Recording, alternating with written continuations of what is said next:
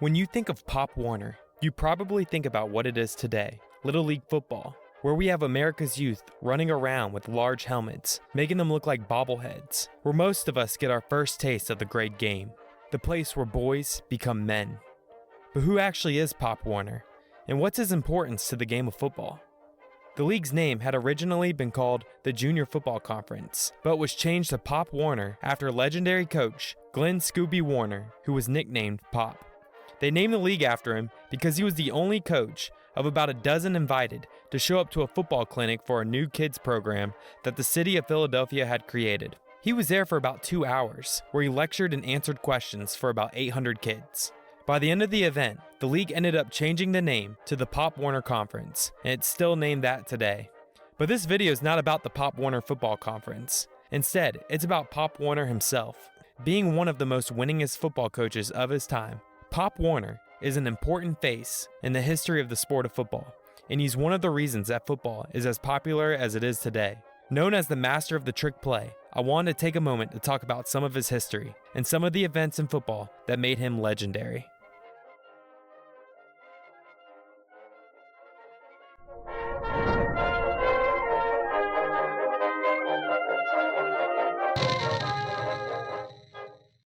Pop Warner was born in Springfield, New York in the late 1800s. Warner was never really exposed to football as a child. He didn't actually play an official game until he was a student at Cornell. His journey to Cornell is interesting in itself. After blowing all of his money gambling on horse races, he tended to have a gambling problem. He decided to go to Cornell to study law. His dad had always wanted him to become a lawyer, so going to Cornell was one of the only ways he could think of to convince his dad to give him some money. He did end up becoming a lawyer, but only for a short time before he decided to take a different path. He got his nickname Pop while at Cornell because he was older than most of his classmates at the time. He was also on the heavier side in weight at around 200 pounds, and because of this, the football coach at Cornell convinced him to join the team. This was Warner's first time playing football. He mostly played guard while at Cornell. While he was a player, he would sometimes help coach the team, where he created some of his first original plays. In one of these plays, the three backs that would normally protect the rusher would fake a run to one side, while the QB would hand the ball to another running back who would run to the opposite side with a now open field. On his first attempt running the play, Pop was the ball carrier and ended up rushing for about 25 yards, which he ended up fumbling the ball once he got tackled. Regardless of his skills on the field, this sparked his interest in coaching, leading him to become one of the most winningest coaches of his time. One of the more famous teams that he coached was a team called the Carlisle Indians. This college was a Native American boarding school, started in an effort to Americanize Native Americans. There have been many podcasts and videos on this team alone that you can find, and Pop would turn this program into one of the toughest in the nation, competing strongly against the best schools in the country. While coaching at Carlisle, he was even able to coach one of the greatest college football players of all time, Jim Thorpe. Though he was a great coach, he was most known for his trick plays and his innovation to the game, which is something I mainly wanted to talk about in this video. While Warner was a coach, football was still trying to figure out exactly what it was. Most games would resemble more of a rugby match, with both teams trying to outmuscle each other all game. Warner realized that in order to consistently win, you couldn't always rely on that brute force alone. So, he was constantly trying to think of ways to become more creative and outsmart his opponent. Some of these tactics were questionable, but his mentality was, hey, if there's nothing in the rulebook against it, then it must be legal. Warner was supposedly the first coach in the South to ever kick an onside kick in a game. He was also one of the first coaches to run a bootleg, a popular play today where the QB would fake a handoff to one side, then take off, running to the other side of the field. Once they were allowed to start passing in football, two of his quarterbacks became the first ever to throw a spiral pass. They realized that if they threw the ball in a spiral motion, that the pass would go further, being more accurate and would be easier for a player to catch. He would also be known as one of the first coaches to run reverses, traps, screen passes, and even double pass plays. Keep in mind, this was the late 1800s, early 1900s. During this time, football was not played like this by any other team.